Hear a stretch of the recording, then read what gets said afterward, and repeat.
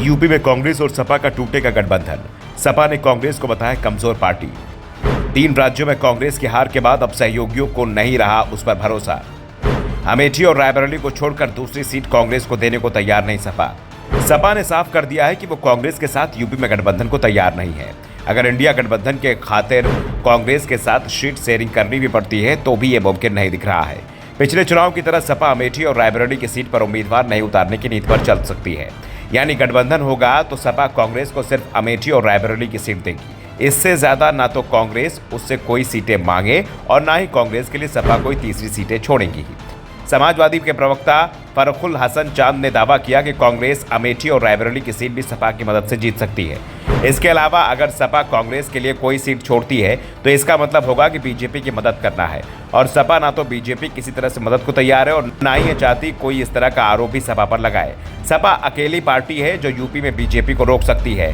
कांग्रेस के साथ तो यहाँ भी बीजेपी की सीधी लड़ाई होती है, कांग्रेस हथियार डाल देती है, जबकि सपा पूरे दमखम से लड़ाई लड़ती है। सपा ने दावा किया कि अगर कांग्रेस ने मध्य प्रदेश विधानसभा चुनाव में उसकी मांग मानी होती तो परिणाम कुछ और आते। खासतौर पर ग्वालियर, चंबल, बुंदेलखंड और विंध्य में कांग्रेस को जीत मिलती, जबकि इन तीनों ही रीजनों में कांग्रेस को जबरदस्त हार मिली है। खासतौर पर बुंदेलखंड और विंध्य में तो कांग्रेस का सफाया ही हो गया। ग्वालियर चंबल रीजन में जरूर कांग्रेस को थोड़ा सहारा मिला, लेकिन यहाँ भी वो बीजेपी से पीछे रह गई। कांग्रेस को ग्वालियर चंबल रीजन में 34 में से 16 सीट मिली है, उसमें से 9 भिंड और मुरैना संसदीय सीट पर मिली है, जहां सपा का भी अच्छा प्रभाव है। सपा नेता ने कहा कि हमारी ओर से 7 सीटें मांगी गई थी, कांग्रेस 6 देने को पहले तैयार भी हुई थी, लेकिन रातों रात क्या हुआ, कांग्रेस अपनी ही बात से पलट गई। लेकिन अब लोकसभा चुनाव सामने हैं, हम यूपी में इसके लिए तैयारी कर रहे हैं। जमीनी स्तर पर सपा की तैयारी पूरी हो गई है, उम्मीदवारों के चयन का काम भी तेजी से चल रहा है। दूसरी ओर कांग्रेस की हालत क्या है ये सभी को पता है। पार्टी का संगठन कहीं दिख नहीं रहा है। ऐसे में अगर कांग्रेस ज्यादा सीटों की दावेदारी करती है तो उसे सपा स्वीकार नहीं करेगी। पार्टी गठबंधन नहीं होने की सूरत में सभी 80 सीटों पर चुनाव लड़ने की तैयारी में है। दरअसल विधानसभा चुनाव परिणामों ने कांग्रेस को पूरी तरह से बैकफुट पर पहुंचा दिया है।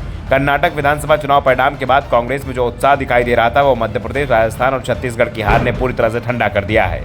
पार्टी को तेलंगाना में जीत तो मिली, लेकिन ये जीत बीआरएस को हरा कर मिली है। जहां मुकाबला बीजेपी के साथ था वहां उसे हार ही मिली है। वैसे पार्टी की ओर से दावा किया जा रहा है कि विधानसभा चुनाव में उसे बीजेपी से 10 लाख ज्यादा वोट मिला है, लेकिन सच्चाई ये है कि 2018 में कांग्रेस को इन्हीं राज्यों में बीजेपी से 60 लाख वोट ज्यादा मिला था। उसके बाद लोकसभा चुनाव में से जबरदस्त हार मिली थी। ऐसे में अब वोटों का अंतर 50 लाख कम हो गया है, सीटें घट गई हैं। फिर कैसे कांग्रेस बीजेपी का मुकाबला कर पाएगी? और इसी मुद्दे पर अब सपा कांग्रेस की घेराबंदी कर रही है। सपा नेताओं के बयान बता रहे हैं कि अब वो यूपी में कांग्रेस के साथ गठबंधन को तैयार नहीं है। दूसरी ओर जो संकेत मिल रहे हैं उसने भी दूसरे दलों के जो नेता कांग्रेस में जाने का मन बना रहे थे, अब वो भी अपने विचार बदलते दिखाई दे रहे हैं। Bureau report, the such India.